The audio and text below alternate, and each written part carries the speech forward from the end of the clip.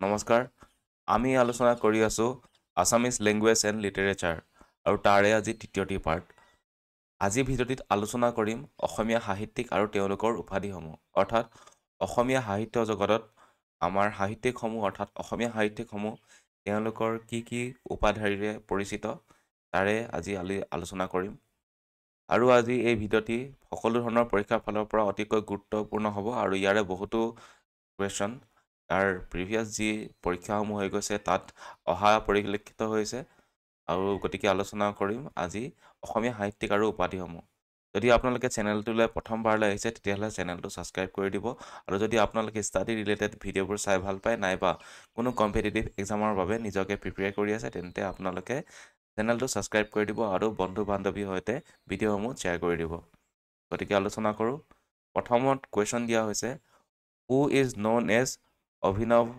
আচাৰ্য অভিনৱ আচাৰ্য বুলি কাক জনা যায় ইয়াৰ শুদ্ধ উত্তৰটো হ'ব ব্ৰজনাথ শৰ্মাক আমি অভিনৱ আচাৰ্য বুলি জানো তেওঁৰ উপাধি হৈছে অভিনৱ আচাৰ্য তাৰপিছত অগ্নিকবি is the title given to which personality অগ্নিকবি কাৰ নাম অগ্নিকবি হৈছে কমলাকান্ত ভট্টাচাৰ্য অৰ্থাৎ option number A is correct next who is called অসম কেশৰী আমি কাক জানো অসম কেশৰী হৈছে অম্বিকা গিৰি ৰায় চৌধুৰী অৰ্থাৎ option number B is correct তাৰপিছত আমি চাম অতীন্দ্ৰবাদী বুলি কাক জানো আমি অতীন্দ্ৰবাদী হৈছে কবি নলিনীবালা দেৱীক আমি অতীন্দ্ৰবাদী বুলি জানো next who is known as বাগ্মী বৰ আমি সকলোৱে জানো বাগ্মী বৰ কাক কোৱা হয় নীলমণি ফুকন নেক্সট বকুল বনৰ কবি ইজ এছ'চিয়েটেড উইথ বকুল বনৰ কবি কাৰ সৈতে জড়িত অৰ্থাৎ বকুল বনৰ কবি কাৰ উপাধি এয়া হৈছে আনন্দ চন্দ্ৰ বৰুৱা অৰ্থাৎ আনন্দ চন্দ্ৰ বৰুৱাৰ উপাধি হৈছে বকুল বনৰ কবি তাৰপিছত হু কল ভাঙনি কোঁৱৰ কাক কোৱা হয় ভাঙনি কোঁৱৰ কোৱা হয় আনন্দ চন্দ্ৰ আগৰৱালা ঠিক আছে আনন্দ চন্দ্ৰ আগৰৱালা ইয়াৰ এজন আছিলে আনন্দ চন্দ্ৰ বৰুৱা যাক আমি বকুল বনৰ কবি বুলি কওঁ আৰু এখেত হৈছে ভাঙনি কোঁৱৰ আনন্দ চন্দ্ৰ আগৰৱালা যদি থাকে বৰুৱা তেতিয়াহ'লে হ'ব বকুল বনৰ কবি এই বিটো মনত হ'ব ঠিক আছে বিটো মনত হ'ব বি বকুল বনৰ কবি আৰু বি ফৰ বৰুৱা আনন্দ চন্দ্ৰ বৰুৱা আৰু এইফালে ভাঙনি কোঁৱৰ যেতিয়া দিয়া হ'ব তেতিয়া হ'ব আনন্দ চন্দ্ৰ আগৰৱালা ঠিক আছে বিৰোধী কবি ইজ টাইটেল গিভেন টু বিৰোধী কবি বুলি আমি কাক কওঁ বিৰোধী কবি হৈছে প্ৰসন্নলাল চৌধুৰী ঠিক আছে প্ৰসন্নলাল চৌধুৰী হৈছে বিৰোধী কবি তাৰপিছত হু ইজ ন'ন এজ বিহগী কবি আমি সকলোৱে জানো বিহগী কবি হৈছে ৰঘুনাথ চৌধুৰীক আমি কি বুলি জানো বিহগী কবি তাৰপিছত বিপ্লৱী কবি কোন হয় বিপ্লৱী কবি হৈছে একেই প্ৰসন্নলাল চৌধুৰীক আমি কি বুলি জানো বিৰোধী কবি নাইবা বিপ্লৱী কবি তাৰপিছত হু ইজ কল্ড বীৰবালা কাৰ নাম বীৰবালা হৈছে কনকলতা বৰুৱা আমি কাক জানো কনকলতা বৰুৱা তাৰপিছত বন কোঁৱৰ ৰেফাৰ্ছ টু বন কোঁৱৰ হৈছে আনন্দীৰাম দাস গতিকে option number A is correct Anandiram Das is বন কোঁৱৰ তাৰপিছত হু ইজ ন'ন এজ বনফুলৰ কবি বুলি আমি কাক জানো বনফুলৰ কবি হৈছে যতীন্দ্ৰনাথ দুৱৰা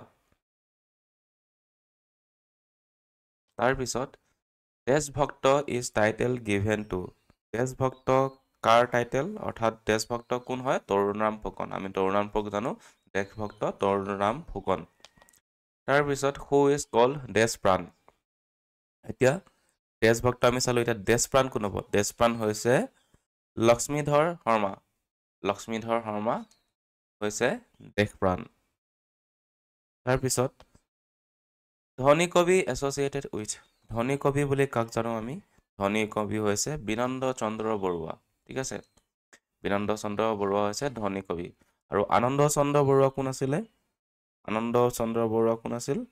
এয়া হৈছিল বকুল বনৰ কবি। বকুল বনৰ কবি হৈছে আনন্দ চন্দ্ৰ বৰুৱা আৰু বিনন্দ চন্দ্ৰ বৰুৱা কি হয়? এওঁ হৈছে ধনী কবি। ঠিক আছে, এইটো মনত থ'ব। তাৰপিছত হু ইজ নন এজ গীতিকবি।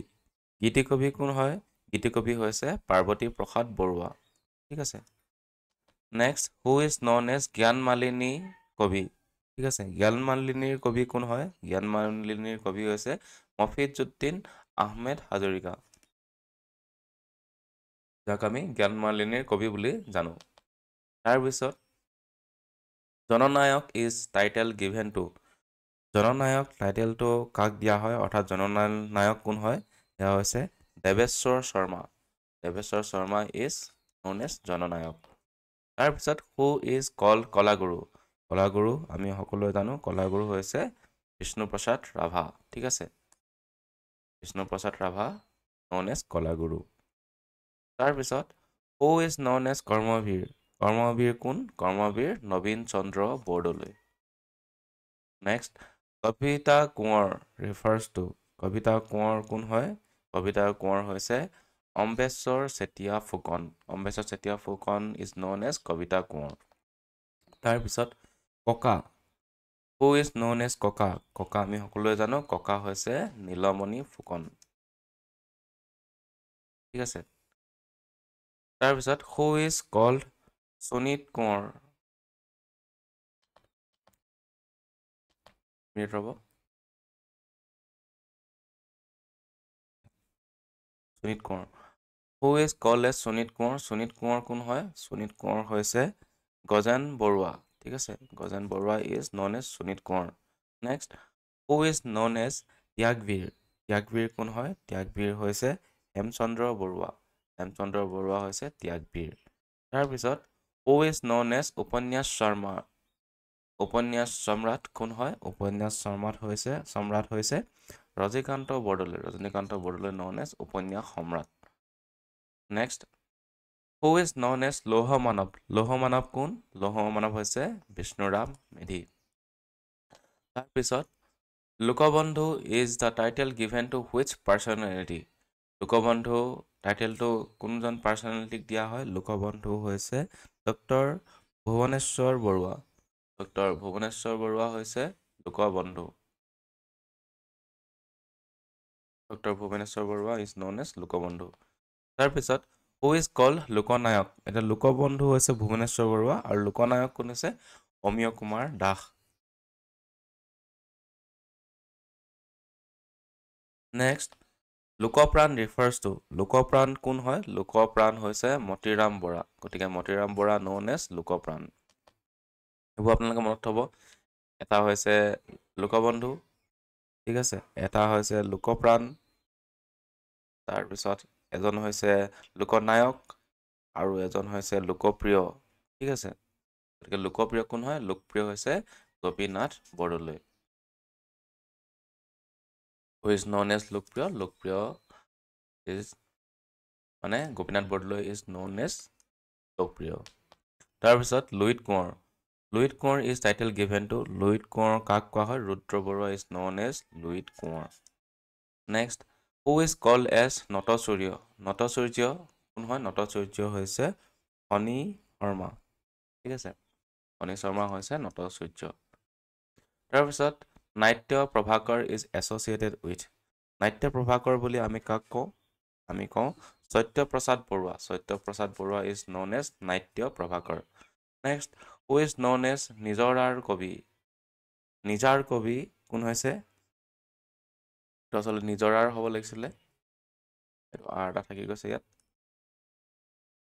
নিজৰাৰ কবি কাক কোৱা হয়? নিজৰাৰ কবি হৈছে শৈলাধৰ ৰাজখোৱা। শৈলাধৰ ৰাজখোৱা হৈছে নিজৰাৰ কবি।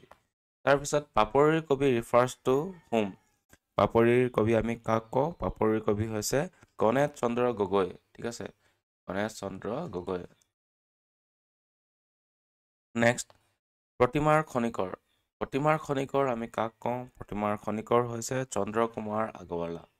চন্দ্ৰকুমাৰ আগৰৱালাক আমি প্ৰতিমাৰ খনিকৰ বুলি কওঁ এইটো বহুত ইম্পৰ্টেণ্ট তো আহিতে কুৱেশ্যন প্ৰেম আৰু ৰদালিৰ কবি is a title given two প্ৰেম আৰু ৰদালিৰ কবি কাক কোৱা হয় সেয়া হৈছে হীৰেণ ভট্টাচাৰ্য হীৰেণ ভট্টাচাৰ্য ন'ন এজ প্ৰেম আৰু ৰদালিৰ কবি তাৰপিছত হু ইজ ন'ন এজ ৰসৰাজ ৰসৰাজ আমি সকলোৱে জানো এয়া হৈছে লক্ষ্মীনাথ বেজবৰুৱা লক্ষ্মীনাথ বেজবৰুৱা ন'ন এজ ৰসৰাজ ৰূপ Konwar is a title given two ৰূপ কোঁৱৰ টাইটেলটো কাক দিয়া হয় জ্যোতি প্ৰসাদ আগৰৱালা অৰ্থাৎ ৰূপ কোঁৱৰ Jyoti Prasad Agarwala is known as ৰূপ কোঁৱৰ হু ইজ কল্ড এজ ৰূপালী কুঁৱৰী ৰূপালী কুঁৱৰী কাক কোৱা হয় ৰূপালী কুঁৱৰী কোৱা হয় আইদেউ সন্দিকৈ আইদেউ সন্দিকৈ কোন আছিলে আপুনি সকলোৱে জানো প্ৰথম অসমীয়া অভিনেত্ৰী তাৰপিছত সাহিত্য ৰত্ন ইজ এছ'চিয়েটেড উইথ সাহিত্য ৰত্ন কাক কোৱা হয় সাহিত্য ৰত্ন হৈছে চন্দ্ৰধৰ বৰুৱা গতিকে option A is correct Chandradhar Barua is known as সাহিত্য ৰত্ন তাৰপিছত আহিলে সাহিত্যৰথী কোন সাহিত্যৰথী হৈছে লক্ষ্মীনাথ বেজবৰুৱা তাৰপিছত সংগীত আচাৰ্য is a title given to সংগীত আচাৰ্য কাক কোৱা হয় লক্ষ্মীৰাম বৰুৱা হৈছে সংগীত আচাৰ্য ঠিক আছে আচলতে লক্ষ্মীৰাম বৰুৱা টাইটেল এইটো নাই অপশ্যনটো নাই ইয়াত আপোনালোকে লিখি ল'ব